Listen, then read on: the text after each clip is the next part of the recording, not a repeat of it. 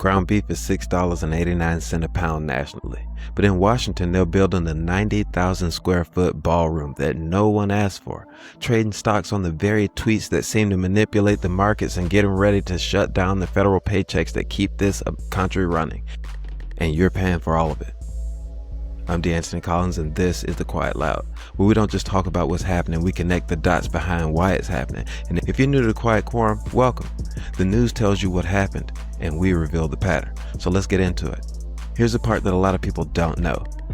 That Trump Golden Ballroom, that 90,000 square foot, bigger than most grocery stores I've seen, is nearly 65% complete. That's reportedly 250 workers going 20 hours a day. That's a construction site that never sleeps, and knowing Trump is likely a sloppy rush job. All right. A federal judge said pause the above ground work until the courts can decide if it's lawful. But the administration's answer was seemingly to just go faster. But last Friday, Chief Justice John Roberts signed a one-sentence administrative stay. Now, that did not say that the ballroom was legal. It just said keep building while we consider the emergency appeal that they applied for. It was a pause on the pause. So not exactly a whim, but here's what that pause actually buys you. Okay, if you can finish the building before a court can actually rule, then the court is left arguing over a building that's already standing. You don't actually win the case, but you try to outrun it. All right. Now, look, there's a side-by-side happening this weekend that furthers my point. An IndyCar race sent cars 200 miles per hour down Pennsylvania Avenue. Now, Congress wouldn't approve the track. So in January, an executive order was signed that cleared the way for that track anyway. All right. It was a different project, but the same move. What they're doing is if the front door says no, then find another door and push through it straight faster. All right. So who's benefiting from that? Because it's certainly not us. It seems more like maybe the donor class or the Trump MAGA legacy. All right. But who's paying for it? Undoubtedly, it's us. You do. All right. And not merely just in tax dollars that should be shoring up health care or housing or, bringing down gas or any of those things to help American families around this country. But we're also paying in our trust. All right. Not that there's much more of that where that came from anyway. Even registered Republicans are way down on Trump nationally, according to the latest approval ratings. The trust is gone. All right. In fact, while your 401k swings on a Trump tweet, the disclosures show a very different pace happening inside the White House.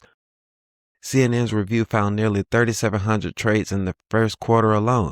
That's about 60 trades per day. But in June, just June now, more than 1,000 trades. That's like 30 trades a day. All right. With volume between $220 million and $750 million. All right. We already know he earned nearly $2 billion over that first quarter. All right. And here's the pattern underneath. Investigators also found more than 20 companies promoted on Truth Social just days after stock was bought by Trump & Co. All right. Including $500,000 of NVIDIA before a post last April and large Palantir buys in early 2026. Now, House investigators flagged that same timeline in late July. Now, add in what's new. Starting in August 1st, Trump media started selling Wall Street firms early access to those same Truth Social posts. And the cost is a staggering $100,000 per month. Think about that. That's $1.2 million a year. Just for a split-second head start on words that move oil, defense stocks, heck, the whole market. NPR reports that customers are already starting to sign up to get in on that insider action. So think about your hometowns with this in mind. Oil went from $72 to $120 a barrel during this Iran war news cycle. All right. So when you're at the pump paying $3.79 instead of $3.19, that volatility isn't just the news. For the people paying for the early alert, it's the product. So let me be clear about something. The question isn't just whether trading while president is allowed under disclosure rules. The question is, when the same sentence that moves your gas price also triggers a trade that was already sold for early access to the next social post, who's the market really working for? I mean, who's benefiting? It seems to be the portfolio holders that get to buy before the post and then sell immediately after. See, the Trump administration is creating the dip through their policy and then using their social media posts to manipulate the market. So they buy the dip, when the something goes wrong, like a bad policy, like the Iran war itself that tanks the market. And then when they come back out and say something like Iran's ready to do a deal, that then sends the market back up. They ride that wave. They cause the dip, they buy low, and then when the market drives back up after saying that they're ready to do a deal, they sell. All right? So who's paying for all that? We are. Here you are at home watching your retirement savings drop 400 points because of a Truth Social post at 9:14 a.m. and then again at the pump that afternoon. That's not just inflation. That's their plan, guys. Get it? Let me say this plainly because the Trump administration surely won't. Talking about tariffs now. A tariff is not paid by China or Canada or any of those other people that he's having these tariff wars with. It's paid by you at checkout lines all across the country. Yeah. Trump put on a 10 to 30% tax on $163 billion of imported food, coffee, produce, everything coming through the port. But this month, the story got a little bit closer to our home. One of our closest allies in Canada just got hit with 50% tariffs on $20 billion of their products. And as of this week, Canada didn't hold back. They're answering back dollar for dollar. 15, 25, 50% on about 700 American products starting September 8th. Dairy, seafood, appliances, wood, paper, you name it. According to CNBC and the New York Times, all right, this isn't an abstract trade policy anymore. This is a full-on trade war with the neighbor that we share our longest border with. And here's how it lands on you, on us. The importer pays the tariff when it lands, but he doesn't eat that cost. The grocery store doesn't eat it either. It moves downstream until you see it on your receipt. Okay, you won't see tariff on the label in stores. You'll just see that ground beef is still $6.89 and that rent never came down. The news will tell you that inflation is somewhere around 3 point something, and that's true.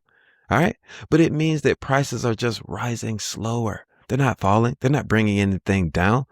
Flat wages that we've seen over the last few years plus a higher level equals the squeeze that we're feeling every single day. All right, so who benefits from that in the short term? Like I said, certainly not us. We know that the Treasury collects the fees, all right? And who's paying them? Again, that's where we come in. You do, every single time. And now twice, once on the food that we import from around the world, and then again on the retaliation from Canada on the food and goods that we export. Okay? Farmers around this country who sell to Canada now suddenly can't. The local shopper still pays more. What we see is that private gain gets announced and public pain gets delivered every time, quietly. All right. So this next one is where I need to arm you a little bit because the headline leaves out the part that matters most to your kitchen, I think. All right. American ranchers are being told to compete while Washington imports more than 6 billion with a B pounds of beef this year. All right. Importing. They're bringing in beef from outside of our country, up to 12.5%, while our own cattle herd shrinks to historic lows. All right. And the Argentina deal inside that number, well, that quota just got quadrupled. And if that lowered your price at home, you'd at least see the trade. You'd understand it a bit more, but you're still paying $6.89 a pound. So why? Because it didn't lower your price.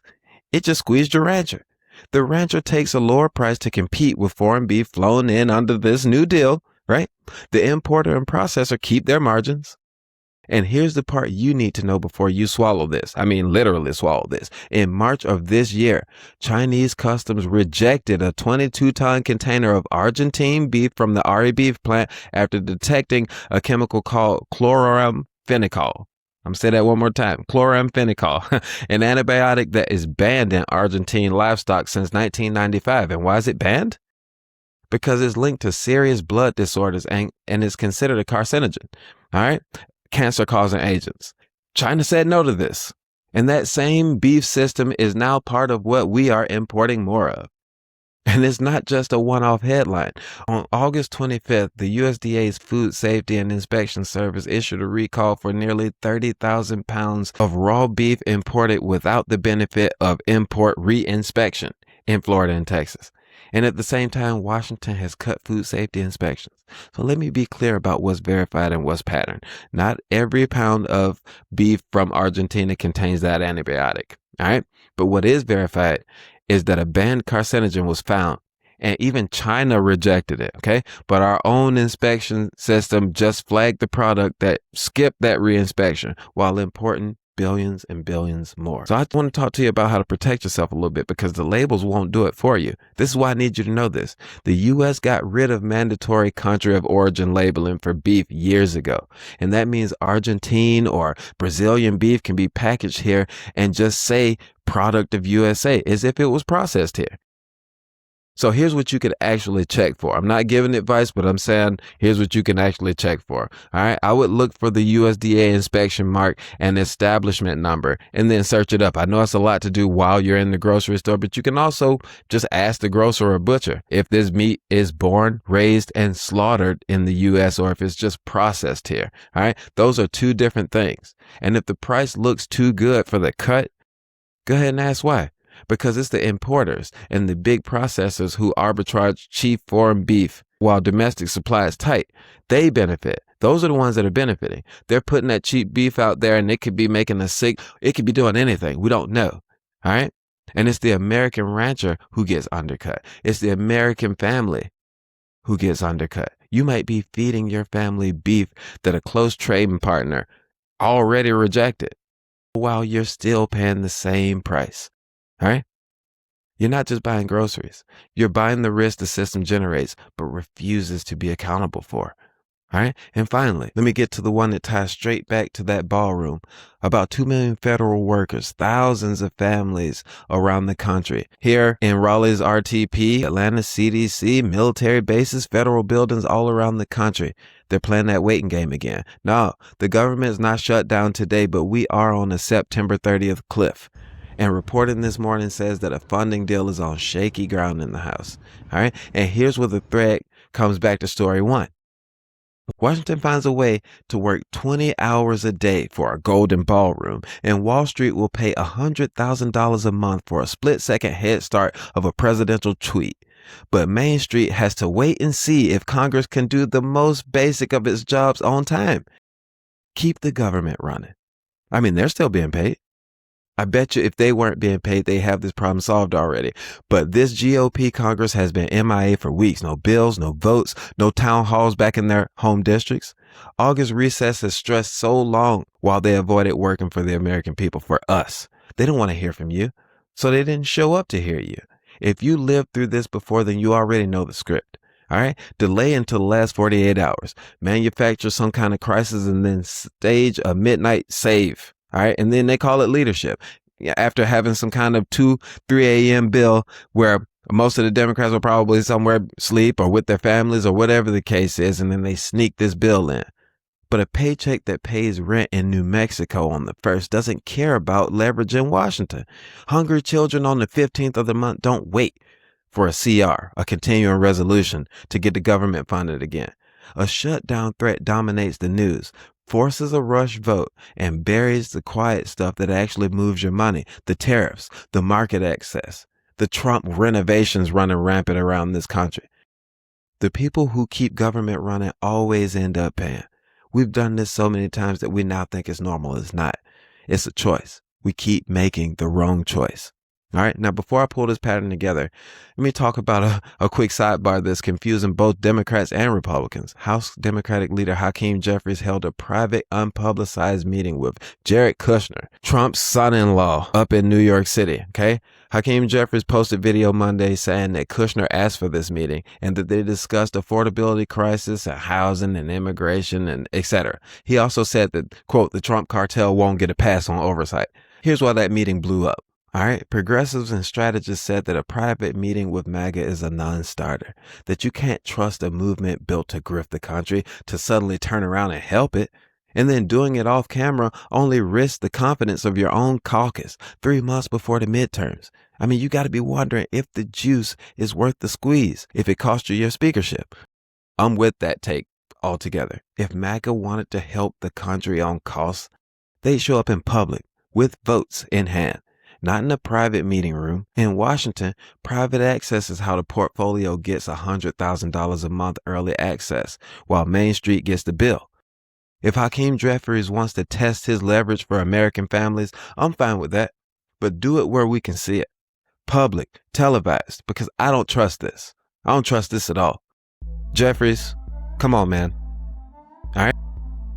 What we do know is that history leaves a pattern of fingerprints, and sometimes they're glaringly obvious, but sometimes they're buried under new faces, new technology, but they're in there. And those fingerprints here are simple. The Trump monuments get built, their portfolios grow, and we get the bill. That's why November matters. That's why these primaries matter. We need to start picking our candidates. We need to start picking the people who we believe will champion our causes. All right?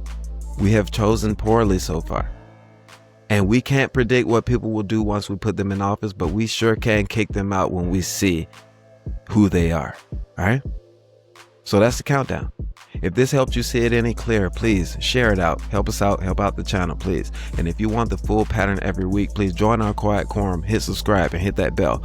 The Quiet Loud drops every Thursday at 8 p.m. All right? And until then, stay grounded, stay informed, and stay loud quietly. This is the Quiet Loud. Y'all take care.